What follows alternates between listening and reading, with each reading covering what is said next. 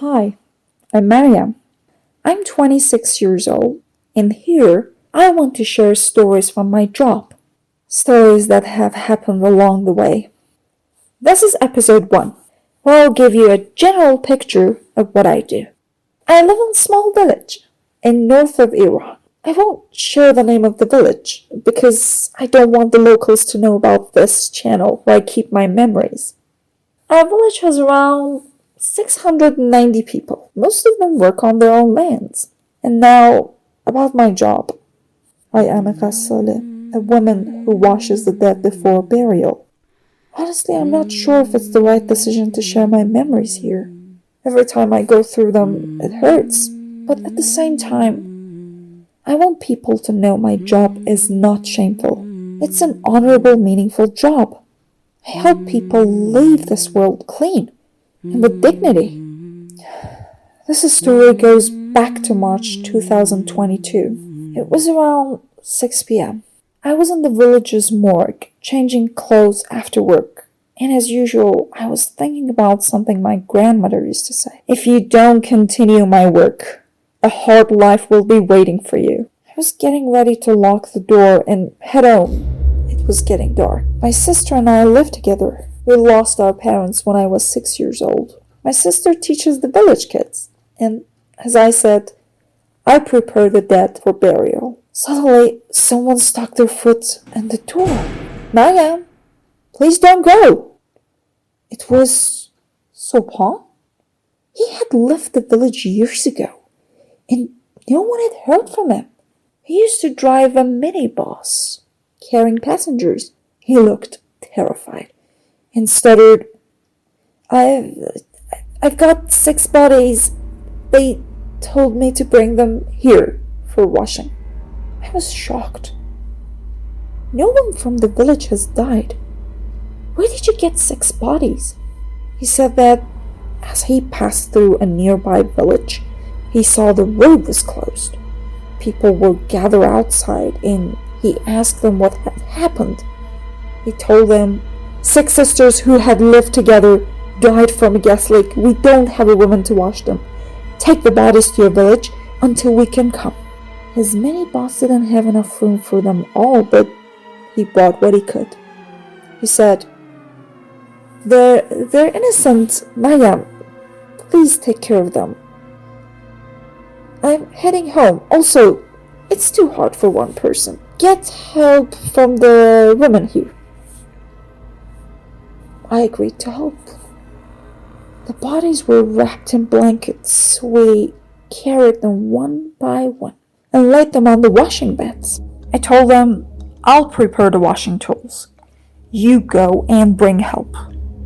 We have a lot to do before night. I asked one of the village girls to send a message to my sister and let her know I'd be late. After setting up the supplies, I sat down to recite Quran for the deceased. But I didn't feel right. I always treat the dead with kindness and respect. But something about these 6 bodies felt off. I opened the Quran and started reciting. Suddenly I heard footsteps. I looked through the window and saw Sopan again. He locked the door of the morgue from the outside and walked away. The morgue has only one way out. The door. The windows are too small and the door is made of solid metal. Now I know why I remembered what people in the village used to say. Sopan has mental illness. Maybe he thought it was a joke. But it was night now and I was locked inside alone. I felt my nerves were breaking. I remembered my phone had no signal and all I had done was send my sister a message and I'd be late.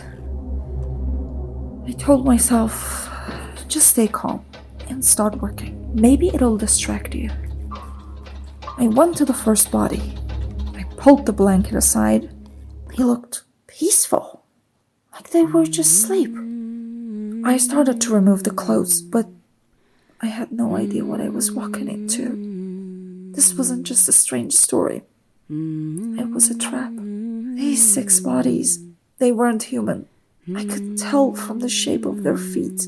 They were Jinn.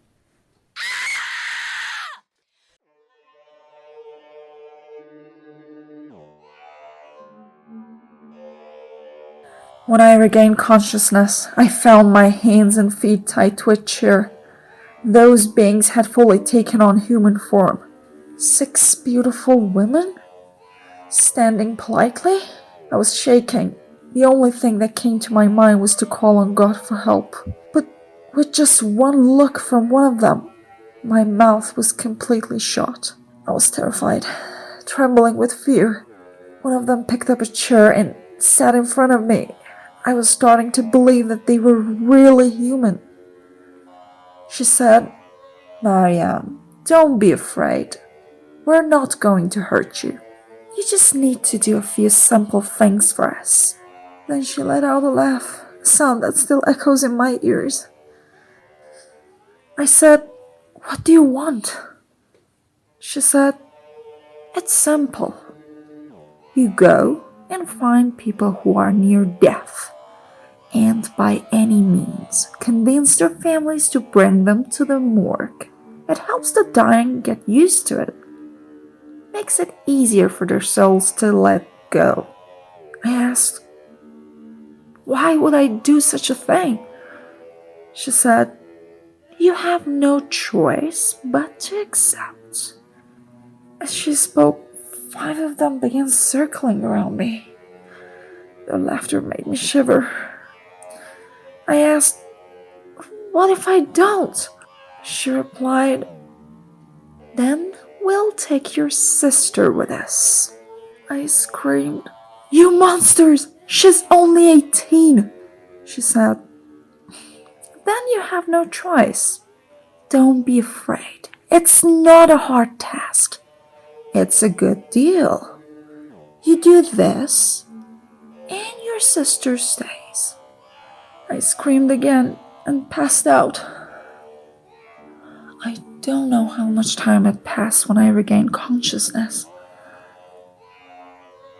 They were just staring at me. I said, "How am I supposed to know who's about to die?" She said, "A dying person shows signs. You'll recognize them. Start in your village. Begin with your neighbor, the woman across the street, Zahra." For a moment, an image of Zahra flashed before my eyes. A kind, faithful woman, like a mother to me. She had been battling cancer for months and doctors had already given up hope. I said, "Zahra is like a mother to me. What do you want with her?" She replied, "From now on, don't question us. Just do what we say." Suddenly, with a groan, their forms changed. They looked like 6 fireballs. I screamed and fainted again. After much struggling and making promises, I set out. First, I stopped by my sister's place. She was upset, complaining about being alone most of the time. I made her excuses, knowing she hated the morgue. I told her, "Your shift's done. Come stay with me." She said, "Get lost. Leave me alone." So I left and headed towards Zahra's house. I knocked. Her daughter opened the door and said, "Hey, how are you?" I'm fine. Just wanted to check in on you." "Great, come in. I'll make some fresh tea." I went in, greeted Zahra and asked how she was doing. She said, "Thank God, dear. The pain is overwhelming. I just pray I'll leave this world clean. I'm so glad you'll be the one to handle my funeral preparations." I said, "Don't say that. May you live a long life." Then I added, "Because I see you like a mother, I had a suggestion to make things a little bit easier for you during those final moments." She caught me off. "What moments?" "Well, maybe you could visit the morgue so you can get familiar with the place. Have some time for prayers and reflection. It was clear I sounded ridiculous. She suddenly said, "Did they take the mask away from me? Is that it?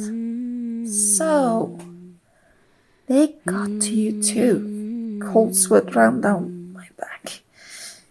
"Got to me? What do you mean?" "They asked your mother to bring someone for them once too." "I know what's going on. Don't say another word."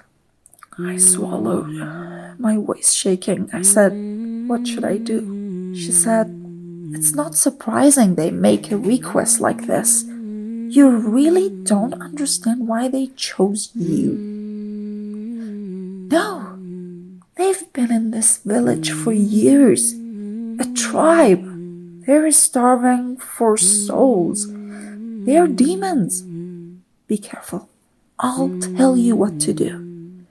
From now on, pretend to go along with them. Make an excuse. Say, 'I refuse to go.' But tell them to take human form and come here. Tell them I'm alone. That'll make them more likely to agree. They don't know my daughter is here. They only know I'm close to death because they've been eavesdropping."